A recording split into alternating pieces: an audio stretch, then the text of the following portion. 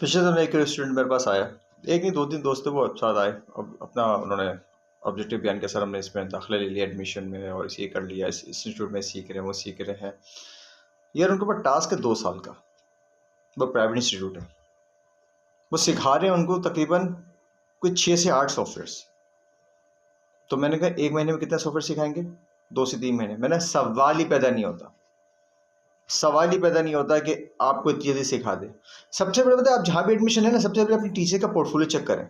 वो आए कि डिज़ाइनर है, प्रोग्रामर है, जो भी पढ़ा रहा है आपको, बोले सर अब तक पोर्टफोलियो दिखाएं, पहले अपनी दुनिया में आपने क्या क्या चीज़ें बनाई हैं, उसके बाद उस इंस्टीट्यूट में जाके दाखिला लें।